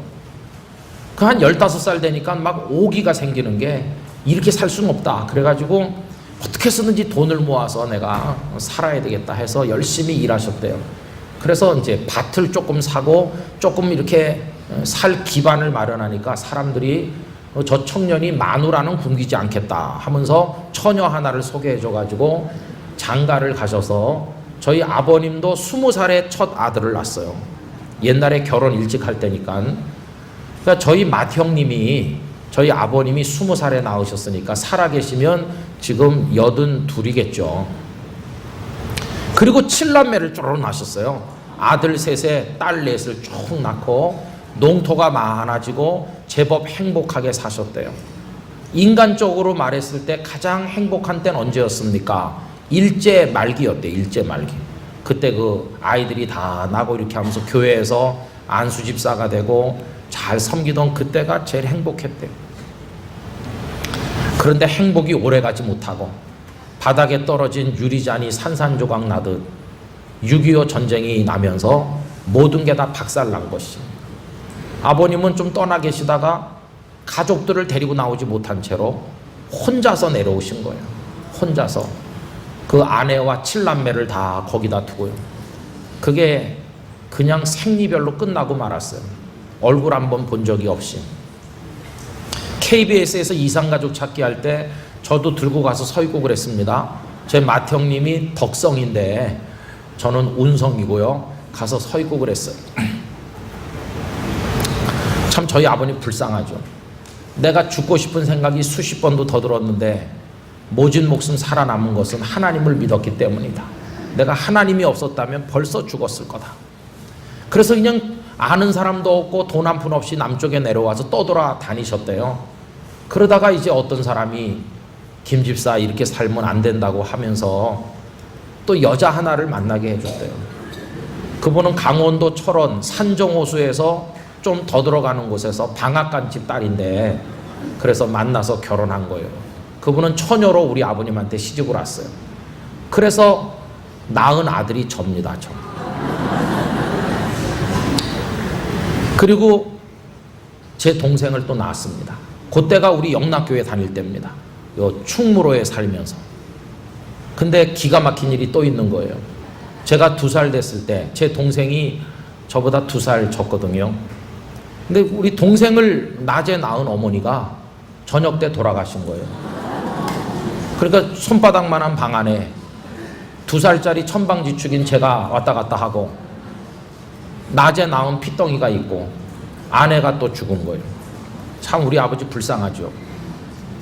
그런데 이제 먼 친척 되는 분이 아기를 못 낳는 친척이 있었어요. 그 친척 가정에서 와서 형님 우리 내외는 아기를 못 낳으니까 이 피덩이는 우리 호적에 올려서 우리 자식으로 키우겠습니다. 그러니까 양자를 간 게 아니고 아예 그 집 자식으로 했어요. 처음부터. 그래서 이제 우리 동생은 글로 가고요. 아버님은 저 하나 데리고 그때 영락교회에서 장례식을 해주고 영락교회 묘지에 그 어머니가 계신 거죠. 저희 아버님 불쌍합니다. 그리고 이제 저를 키우면서 얼마간 혼자 있으니까 누가 소개를 했는데 저희 아버님을 보고 오는 게 아니고 절 보더니 내가 얘를 키워서 목사가 되게 하겠습니다. 그러면서 4년 전에 돌아가신 기도 많이 하는 하나님밖에 모르는 저희 어머니가 오신 거예요. 저를 키워주셨어요. 그 어머니는 얼마나 저를 사랑했는지 모릅니다. 저희 아버지 불쌍하죠, 그죠? 비참한 세월이 하루 이틀이 아니에요.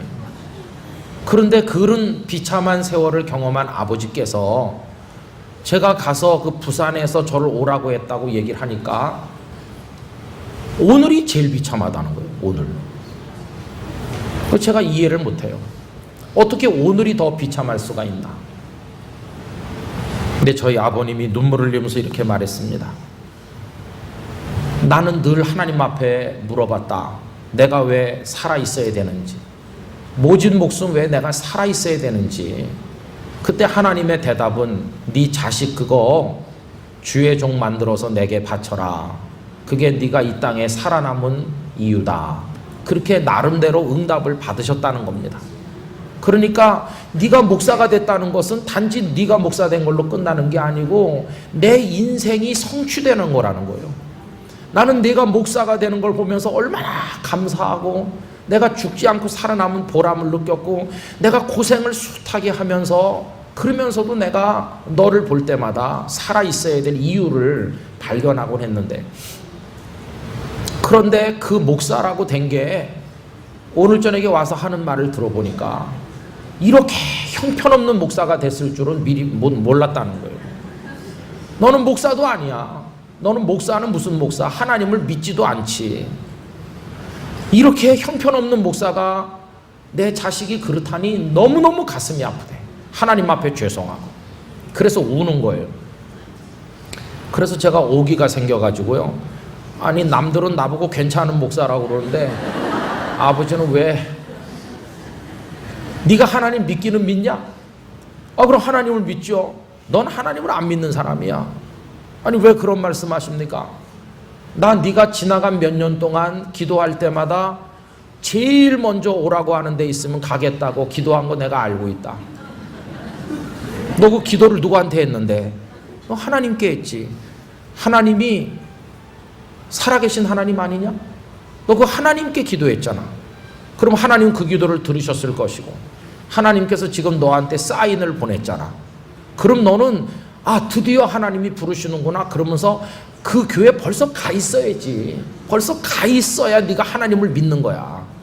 근데 아직도 앉아가지고 뭐 이렇게 계산해보고 뭐 이 핑계 저 핑계 대면서 앉아있는 건 네가 하나님을 제대로 믿지 않는다는 뜻이야. 기도를 드린다는 건 하나님을 믿는다는 거고 정말 하나님을 믿으면 이렇게 하면 안 되지. 네가 정말 하나님을 믿는 목사라면 당장 가라, 당장. 그래서 제가 이렇게 말했어요. 아버지, 나도요 갈 생각을 전혀 안 한 건 아니에요. 근데 그게 한 대전쯤 되면 내가 갔을지도 몰라요. 근데 대각선으로 제일 먼 데가 부산이고, 그것도 또 다리로 건너가는 섬 영도. 영도는 섬입니다, 여러분. 제가 섬 사람이에요.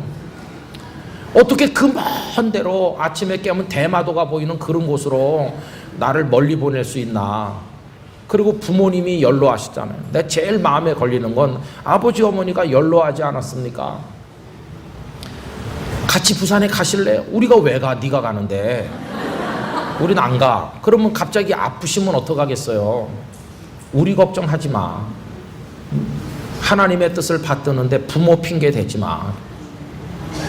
그러면서 네가 목사 안수 받고 너희 가족들은 사택으로 가고 우리 두 사람은 신림동 집에 와서 우리 둘이 하나님 앞에 가정대단 쌓고 기도했다.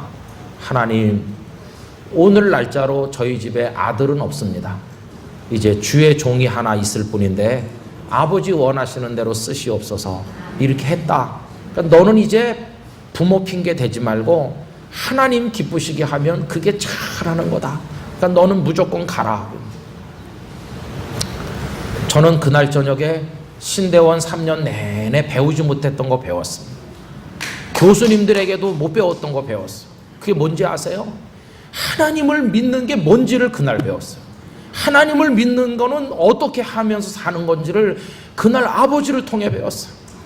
교수님들에게도 못 배웠던 걸 학교 문턱에도 못 가보신 아버지를 통해서 하나님을 믿는 사람은 어떻게 응답을 해야 되는지를 그날 거기서 배우는 거예요. 저도 눈물이 나고 제 아내도 울고 다 울었습니다. 아기들을 데리고 다시 돌아왔습니다. 그 다음날 아침 바로 담임 목사님께 가서 저 부산에 가야 되겠다. 그 목사님이 가지 말라고 말리셨었거든요. 왜 가려고 하느냐는 거예요. 그래서 제가 아버지께 들은 얘기를 했어요. 그러니까 그 목사님이 그래, 장로님 말씀이 맞다고, 미안하다고, 내가 목사라고 하지만 자네에게 제대로 올바른 신앙의 충고를 못해서 미안하다고. 그래서 제가 3월 둘째 주일에 사임을 하고 화요일 날 이사를 가서 3월 셋째 주일에 그 교회에 부임을 했고, 그게 지난 봄 만 26년 채우고 지금 27년째로 접어들었습니다.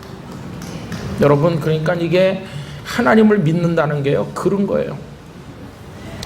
그래서 오늘 이 말씀이 늘 생각나요. 여러분, 서울이 좋겠어요? 그 부산 영도가 좋겠어요? 제가 망설일 때 부산에 있는 장로님께 전화했어요. 그분도 영락교회랑 조금 관계되는 분인데, 장로님, 제가요 뭐 좀 알아보려고 그러는데요, 그 부산에 영도라는 곳이 있습니까? 영도라는 곳이 있다고 그래요. 거기가 어떤 곳입니까? 그러니까 그 평안도 사투리로 거 사람 살 때 못 되는 데다 이러는 거예요. 사람 살 때 못 된다고 그분이 말씀하신 곳에서 지금까지 살았거든요. 이게 하나님께서 말씀하는 대로 가는 게요, 어려운 거예요. 저는요 나름대로 공식이 있었어요. 기도는 하면서도 이제 내가 이렇게 하고 이렇게 해가지고 이 교회에서 부목사가 끝나면 이렇게 해서 나도 숫꽃을 떠나 애담을 거쳐가지고 이렇게 간다, 이게 있었는데 하나님께서 돌이키게 하시는데 획 돌리는 거예요. 확 돌려가지고 그러더니 수르 광야를 걷게 하시듯.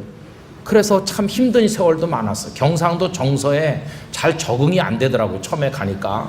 그래도 유일한 위로가 있었다면은 영도 딸이 나가서 갈매기 나는 거 보고 150원 주고 자갈치 시장에 건너가는 통통배 타고 왔다 갔다 하면서 여기가 나폴리 사촌이다 이렇게 하면서 위로받고. 근데 통통배 타는 것도 하루 이틀이지 맨날 탈라니까 그것도 지겹더라고요. 교회도 안 되지. 갈수록 교회도 쪼그라들고요. 그러면 이렇게 기다리다가 목사가 왔으면 그분들이 뭐 아멘을 하든지 저를 환영해 줘야 되는데 가만히 있어요. 그 경상도 교인들은요 노멘도 안 하고 아멘도 안 하고. 그런데 예배 끝나고 나오면 뭐라고 하는지 아세요? 아, 서울에서 오니까 사투리 안 써서 좋아 이렇게. 그렇게 힘든 세월을 보냈어요. 근데 여러분, 나중에 알게 되는 거예요. 거기 그 쓴물 옆에 나무가 있다는 것을 그 나중에 알게 되고, 하나님께서 왜 그리로 가게 하셨는지를 나중에 알게 되는 거예요. 그래서 3월 달에 갔잖아요. 그리고 5월이 됐습니다. 5월. 제 아내는 이제 그 같은 대학교 간호학과 출신이에요. 그래서 세브란스 병원에서 이제 응급실에도 있고 뭐 조교도 하고 그랬습니다. 근데 제 아내가 이제 저 보고 이렇게 말해요. 목사님, 이 아기가, 그리고 한 남자의 말이죠. 아기가 이 머리가 좀 이상하잖아요. 뭐가 이상해? 너무 짱구인 것 같아요. 그래서 짱구는 머리가 좋대. 그리고 짱구라도 이렇게 자꾸 이렇게 눕혔다가 돌려 눕혔다 하면 동글동글해진대. 그러니까 이 사람이 저 모르게 동네 소아과에 갔어요. 소아과 의사가 제가 말한 것처럼 똑같이 말하더래요. 그래서 제가 알게 됐습니다. 의사들 중에도 저랑 수준이 비슷한 돌파리도 만나는 걸 알게 됐어요. 이 종합병원에 갔대요. 소아과 선생님에게 우리 애 머리 좀 조사해달라고. 그랬더니 그 의사 선생님이 참 이상한 엄마가 쓸데없는 걱정한다고 하여튼 엑스레이를 딱 찍었어요. 그러더니 의사가 빨리 서울에 가라는 거예요. 우리 애가요, 엄마 뱃속에서 이 머리뼈가 다 붙어서 태어나는, 이거는 못 사는 겁니다. 애기 머리가 요만하잖아요. 이게 딱 붙어서 이렇게 있으면 뇌가 못 자라잖아요. 이게 점점 이렇게 바깥으로 벌려줘야 머리가 크면서 뇌가 자랄 거 아닙니까? 엄마 뱃속에서 뼈와 뼈가 다 엉겨 붙어 나온 거예요. 이게 동양 사람에게는 많지 않아요. 의사들이 잘 모를 수도 있죠. 그래서 서울에 와서 이런저런 병원에 다 다녔어요. 근데 뭐 다 경험이 없고 어떻게 하면 됩니까? 애기 머리 껍질을 홀랑 벗기고요. 그 다음에 뼈를 조각조각 잘라가지고 철사 같은 걸로 얽어가지고 머릿속을 비게 만들어 놓는 거예요. 뇌가 자라게. 이걸 누가 하면 되겠습니까? 그냥 포기하는 거죠, 뭐. 아들 그거를. 근데 참 이상하죠. 여기 세브란스 병원에서 이 수술을 그러면 어느 선생님한테 맡길까요? 그러니까 참 이상한 얘기를 하는 거예요. 그 부산에 데리고 내려가서 그 부산에 보건병원에 가면은 얼마 전에 내려간 아무의 의사가 있는데 그분한테 받으라는 거예요. 이게 어떻게 된 일입니까? 부산 사람 아프면 다 서울 오는데. 그때 참 하나님께 슬프면서도 감사했어요. 왜냐하면 그때 우리 부산에 갔는데 서울서 수술 받으면 이걸 어떻게 감당합니까? 왔다 갔다를 어떻게 해요? 근데 그 보건병원은 기독교 병원인데다가 우리 영도에서 다리만 넘으면 보건병원이거든요. 그 추천해준 의사가 거기 오신 거예요. 그래서 가서 이제 만났어요. 그랬더니 제 아내랑 보더니 또 아는 사람인 거예요. 왜냐하면 응급실에 그분이 거쳐갈 때 같이 알았던 사람이에요. 우리 기도하면서 해보자 이래가지고요. 그래서 그 애를 수술하는데 1월 27일 날 났거든요. 걔를 6월 말에 입원시켜서 7월 3일 날 그 수술을 하기로 했어요. 그런데 하나님이 어떻게 도우시는지 보세요. 7월 1일 날 저 미국에 한 10년 있었던 성형외과 선생님 한 분이 그 병원에 오셨어요. 성형외과 과장으로 오신 거예요. 근데 그분이 미국에 있으면서 그런 수술하는 걸 2번 본 적 있대요. 본 적 있는 분을 태평양을 건네가지고 수술 이틀 전에 도착하게 하셨어요. 근데 그분이 같이 수술을 하는 거예요. 아침 7시에 요만한 갓난애를 홀딱 벗겨가지고 천으로 둘둘 말아서 수술실에 보내고, 그 선생님이 살려서 나올는지 죽어서 나올는지 우리는 아무것도 모른다는 거예요. 그래가지고 이제 근데 저녁에 7시 다 돼도 안 나와요. 그날 수요일인데 저는 나오는 걸 못 보고 수요 예배 갔습니다. 정신없이 예배를 드리고 또 오니까 방금 전에 나왔다 그러는데 창문으로 이렇게 그 중환자실에 들이다 보니까 뭐 얼마나 붕대를 많이 감았는지 애 머리가 이만해요. 그리고 선생님이 하는 말씀이 이제는 하나님의 손에 맡긴, 그리고 빨리 그 오토바이 헬멧을 하나 구해오래요. 어른용 말고 장난감 오토바이 헬멧을 국제시장에 장난감 파는 데 가면 있다고. 그걸 사가지고 가니까 그걸 씌우는 거예요. 왜냐하면 머릿속이 지금 비어 있잖아요. 여러분 좀 속된 말을 해서 죄송하지만 골빈당이라고 있는데 이게 머릿속이 비어요. 허공이에요. 허공. 그러니까 아기가 움직이다가 폭 꺼지면 끝장인 거예요. 속이 비어 있으니까. 그러니까 헬멧을 씌워가지고 그걸 방지하는 거예요. 1년 중에 한 180일을 병원에 입원해 있었어. 고생을 많이 했습니다. 근데 여러분 보세요. 그 애가요, 죽지 않고 살아났습니다. 그 아이 수술한 결과를 일본에 가서도 발표하고 이게 연구 대상인 거예요. 그러니까 이제 그 병원으로 그 비슷한 아이들 머리 뼈에 이상 있는 애들이 그 병원에 소개받아서 오는데 제가 한 번 가봤어요. 1년에 몇 차례 오라고 부르는 날이 있어요. 다 데리고 옵니다. 그런데 여러분, 아무 경험 없이 수술한 우리 아이만 제대로 수술이 됐고 다른 애들은 다 제대로 안 됐어요. 어떤 애는 5살인데 머리가 삼각형으로 돼 있는 애도 있고요. 앞뒤로만 자라고 옆으로는 안 자라는 애도 있고요. 그러다 이제 곧 죽을 거라고 하더라고요. 뇌가 안 자라서. 별별 애가 다 있는데 우리 애만 잘 됐다는 거예요.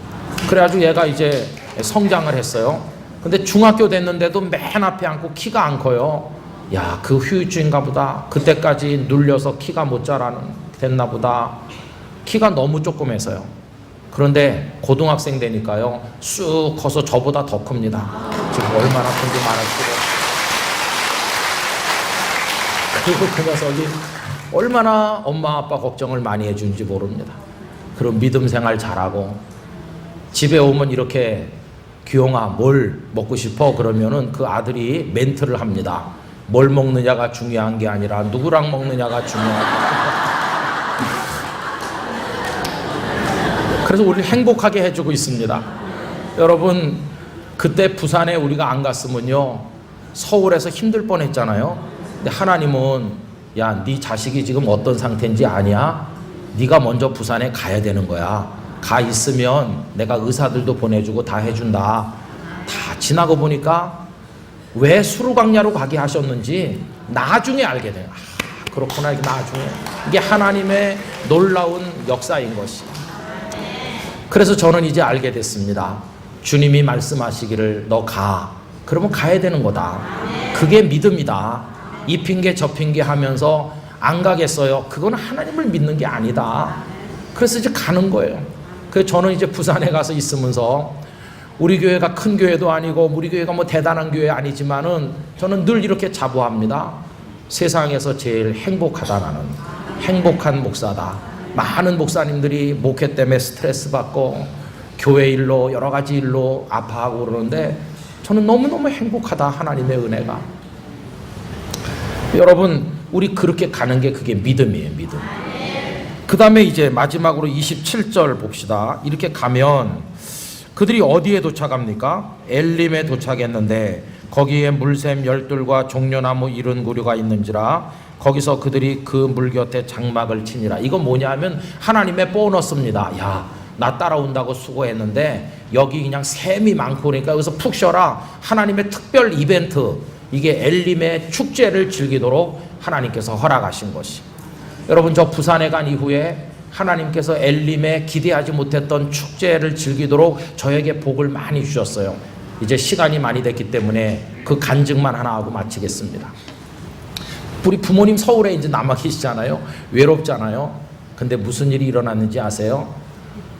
우리 어머니 돌아가시던 날 태어난 피덩이, 걔가 이제 남의 집에 갔잖아요. 그리고 가끔 연락을 하고 살았어요. 저는 그 아이가 제 동생이라는 걸 13살에 알았습니다. 그런데 걔는 나보다 나이가 적으니까 내가 말해주면 걔가 혼란을 겪을 거야. 걔가 큰 다음에 말해줘야지. 제가 이렇게 조숙했었습니다. 저 혼자 그 비밀을 가슴에 품고 지냈습니다. 또 한 가지는 내가 그 사실을 안다는 걸 우리 어머니가 알면 마음 아플지도 몰라.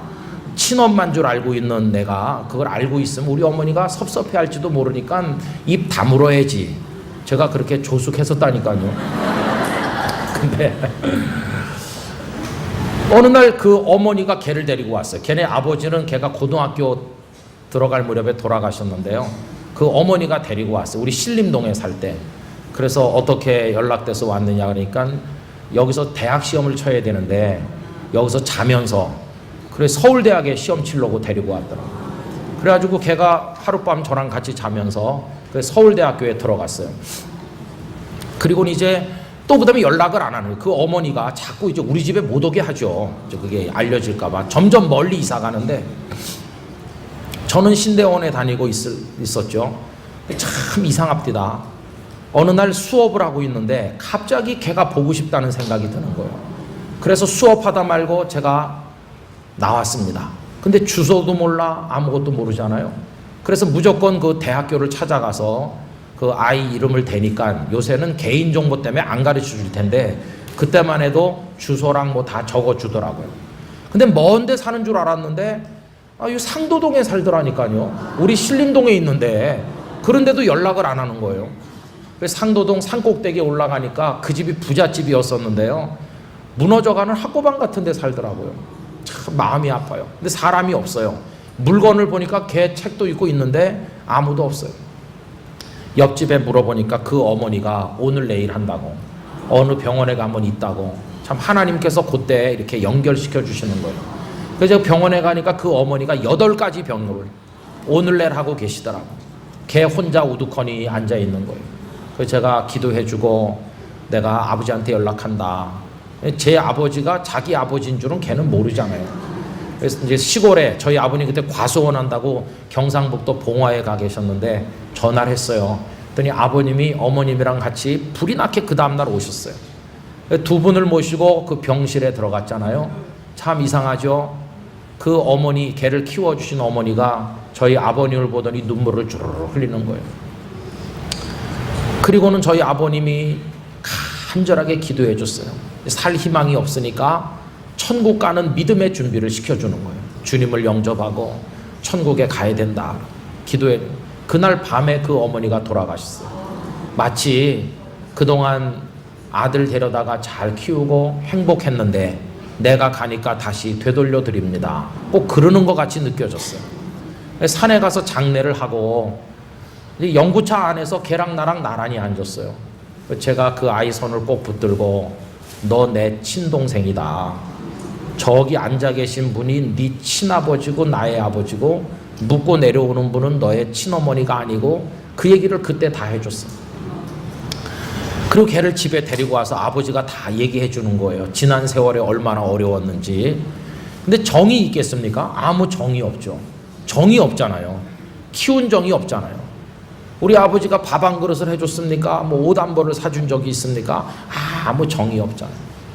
그러더니 학교를 졸업을 하더니 그 키워준 어머니의 여동생 이모가 미국에 사는데 미국에 가야 되겠다는 거예요. 그러더니 그냥 획 가버렸어요. 정이 없으니까.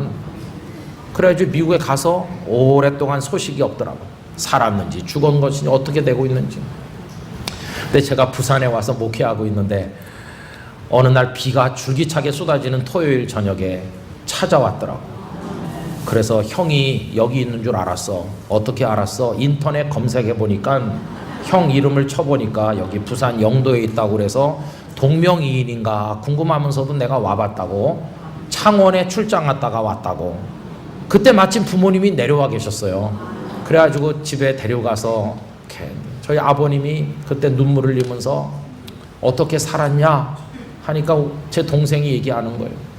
여러분 참 하나님 하시는 일이 놀랍습니다. 저희 아버님은 하루 세끼 밥 먹을 때마다 그 아이를 위한 기도를 빼놓는 법이 없었거든요. 그런데 걔가 이렇게 말해요. 미국에 가서 거기서 공부를 했고 학위를 받아서 여기 홍릉에 키스트라고 있잖아요.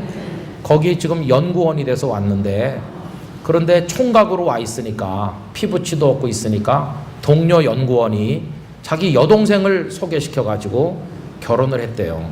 그래서 떡두꺼비 같은 아들 둘을 낳아서 그 안에 살고 있다는 거예요. 그 여동생은 그 자기 여동생 소개해준 그 집안, 그 집은 예수 믿는 집안이냐 하니까 신앙생활 잘하는 집의 딸이라고. 여기 2대 출신인데 믿음 생활 잘해요. 그리고 결혼을 했더라고. 그래가지고 나타난 모습을 보니까요, 누구 생각이 났을까요? 야곱이 아들 요셉 잃어버리고 아들 죽은 줄 알았는데 총리되고 장가까지 들어 아들 둘, 그 므낫세와 에브라임을 낳아가지고 나타난 거랑 비슷하잖아요. 그 다음부터 무슨 일이 있었을까요? 저는 부산에 멀리 있지만 걔가 부모님을 모시는 거예요. 자주자주 찾아오고 그 재수가 음식 만들어 가지고 와서 아버님 어머님 이렇게 해드리고 용돈도 드리고 그러는 거. 제가 못하니까 하나님이 그 동생을 키워가지고 이렇게 보내주셨어요.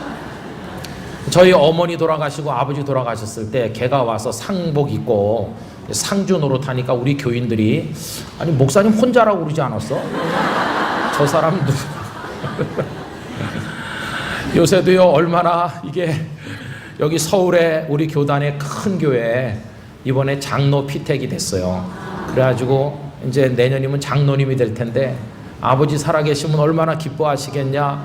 그 재수가 믿음이 너무 좋아가지고 미주알 고주알 기도 제목 있으면 제 아내한테 다 얘기해요. 여러분 이게 누가 하신 일일까요? 다 하나님이 하시는 것이에요. 너는 가라는 곳으로 가라. 그게 믿음이다. 그리고 나머지는 내가 알아서 다 해줘. 쓴물 단물되게 해줄게. 힘든 거 내가 다 막아줘. 너의 수루광야 방황이 아니야. 내가 너를 사랑해서 이끌어가는 인도야. 그걸 믿는다면 내 말대로 순종해라. 하나님께서 우리에게 그렇게 말씀하시는 것이. 여러분 이제는요 하나님의 말씀에만 순종하시기를 축복합니다. 그게 진정한 믿음인 줄로 믿습니다. 남아있는 인생 우리 어떻게 될지 모르지만 나 주의 말씀 붙들고 가겠습니다. 나머지는 주께서 인도하실 줄 믿습니다. 기도하겠습니다. 아버지 하나님, 저희들은 생각이 짧은데도 하나님의 생각을 가로막으려 할 때가 많고 조금만 힘들면 우리는 방황하는 거야 이렇게 생각하며 하나님의 인도하심을 믿지 못할 때가 많았습니다. 그러나 나중에 보면 그것이 다 하나님의 인도하심이었으며 저희를 향한 사랑이었음을 알게 됩니다. 원하옵건대 이제 앞으로 하나님의 말씀만 따라가게 하여 주옵소서. 오직 말씀에만 순종하게 하여 주시옵소서. 영락의 가족들이 그렇게 살아 하나님의 인도하심 가운데 복된 삶을 누리게 하여 주시옵소서.